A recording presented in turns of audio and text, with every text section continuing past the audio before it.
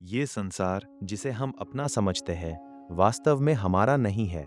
ईशोपनिषद का प्रथम श्लोक हमें सिखाता है कि इस जगत का प्रत्येक कण ईश्वर से व्याप्त है। जो कुछ हमारे पास है वो केवल कुछ समय के लिए हमें सौंपा गया है। इसलिए जीवन में भोग करो परंतु मोह मत रखो, इच्छा रखो पर लालच मत करो।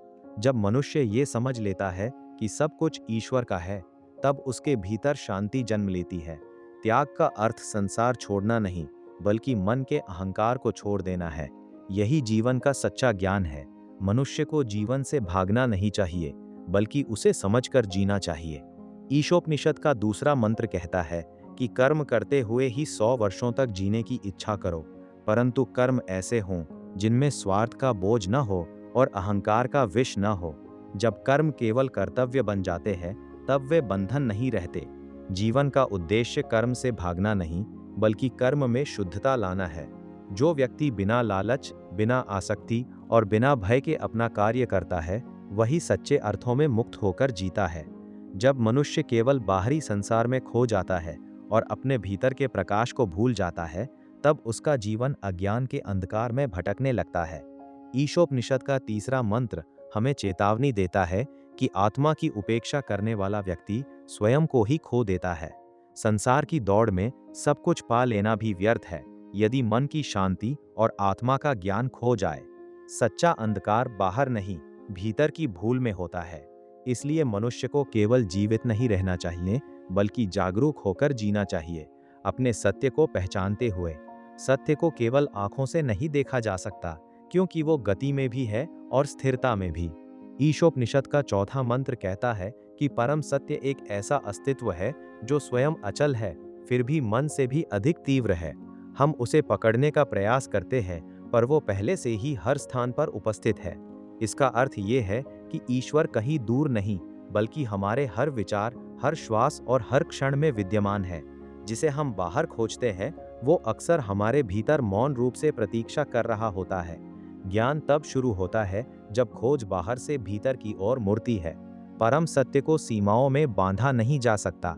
ईशोपनिषद का पांचवां मंत्र हमें बताता है कि वो दूर भी है और पास भी, बाहर भी है और भीतर भी।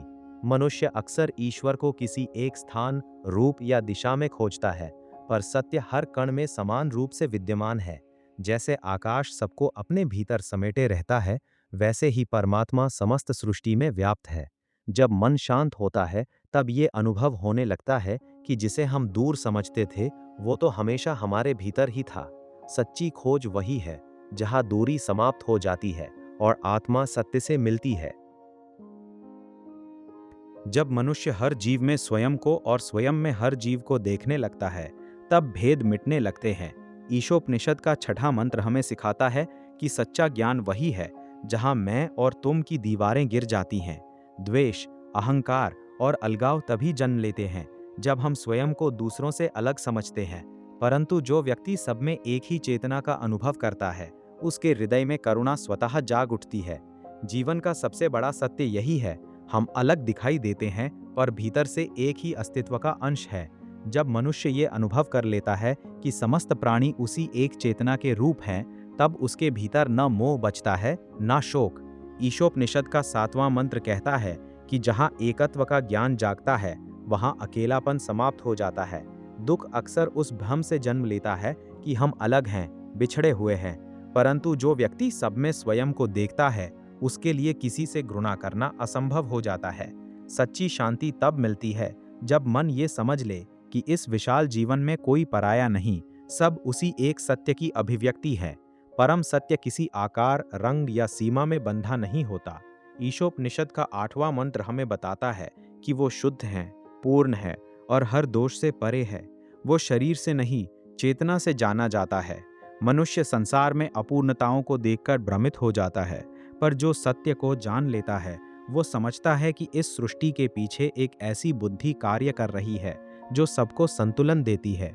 ईश्वर को केवल आंखों से नहीं, बल्कि शांत मन और जागृत आत्मा से अनुभव किया जाता है। जब भीतर का शोर शांत होता है, तब सत्य स्वयं प्रकट होने लगता है। ज्ञान और अज्ञान दोनों को समझे बिना जीवन अधूरा रह जाता है। ईशोपनिषद का नौवां मंत्र हमें सावधान करता है कि केवल बाहरी ज्ञान में खो जाना भी अंधकार है और केवल अज्ञान में जीना भी। मनुष्य यदि केवल संसार की वस्तुओं, शक्ति और उपलब्धियों को ही सत्य मान ले तो वो अपने भीतर के प्रकाश से दूर हो जाता है। पर केवल संसार से मुंह मोड़ लेना भी पूर्णता नहीं है।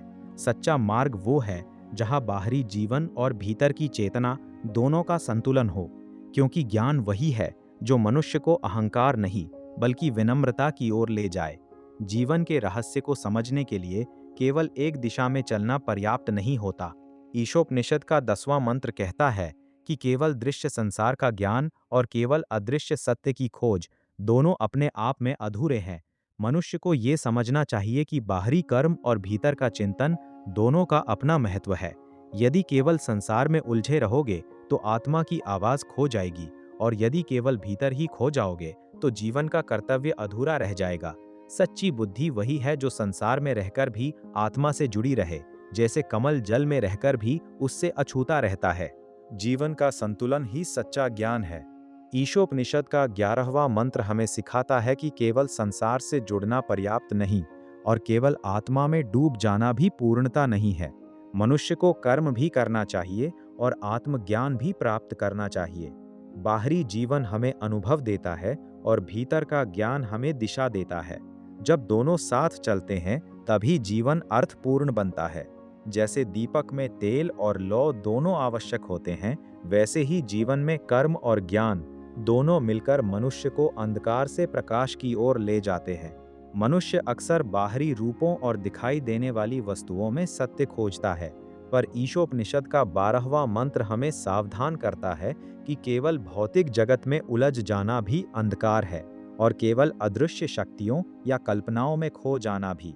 जीवन का उद्देश्य किसी एक छोर को पकड़ लेना नहीं, बल्कि सत्य को संतुलन में समझना है। जो केवल बाहर देखता है वो भीतर को खो देता है, और जो केवल भीतर खो जाता है वो जीवन के कर्तव्य से दूर हो जाता है। सच्चा मार्ग वही है जहां मनुष्य संसार में रहते हुए भी सत्य की गहराई को पहचानना सीखता है। सत्य को समझने के लिए केवल एक पक्ष को जानना पर्याप्त नहीं होता। ईशोपनिषद का 13वां मंत्र बताता है कि परिवर्तन और शाश्वतता दोनों का अपना महत्व है। संसार बदलता रहता है, शरीर बदलता है, परिस्थितियां बदलती हैं, परंतु इन सबके पीछे एक ऐसा सत्य भी है जो कभी नहीं बदलता। बुद्धिमान वही है जो नश्वर को देखकर विचलित न हो और शाश्वत को जानकर अहंकारी न बने। जीवन का ज्ञान तब पूर्ण होता है जब मनुष्य बदलती दुनिया में रहते हुए भी उस स्थिर सत्य को पहचान ले जो हर परिवर्तन के पीछे मौन रूप से उपस्थित है।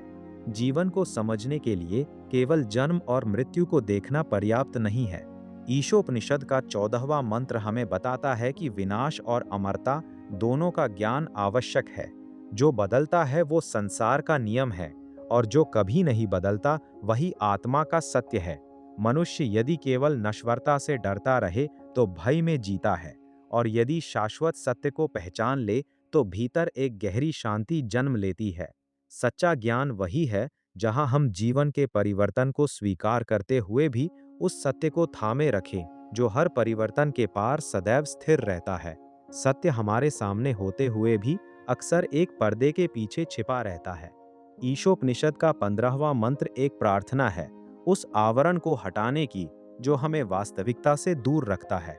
मनुष्य बाहरी चमक, इच्छाओं और भ्रम में इतना उलझ जाता है कि भीतर का प्रकाश दिखाई नहीं देता।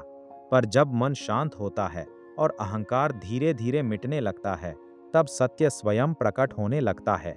सच्चा ज्ञान बाहर कुछ नया पाने में नहीं, बल्कि उस पर्दे को हटाने में है जो पहले से मौजूद सत्य को देखने नहीं देता। जब दृष्टि निर्मल हो जाती है तब आत्मा परम प्रकाश का अनुभव करती है। जब साधक सत्य के निकट पहुंचता है तब उसके भीतर एक गहरी पुकार उठती है, हे परम प्रकाश, अपने तेज के उस आवरण को थोड़ा हटाओ ताकि मैं तुम्हारे वास्तविक स्वरूप को देख सकूं। ईशोपनिषद का 16वां मंत्र हमें सिखाता है कि ईश्वर को केवल बाहरी आंखों से नहीं बल्कि निर्मल हृदय से देखा जाता है। मनुष्य जब अहंकार, भय और भ्रम को छोड़ देता है तब उसे अनुभव होता है कि जिस सत्य को वो बाहर खोज रहा था वो उसके भीतर ही मौन रूप से उपस्थित था।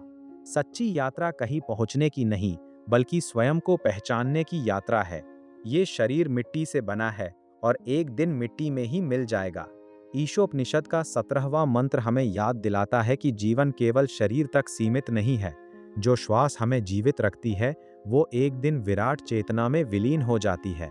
इसलिए मनुष्य को अपने कर्मों को याद रखना चाहिए, क्योंकि अंत में धन, पद और अहंकार साथ नहीं जाते, केवल कर्मों की छाप शेष रहती है।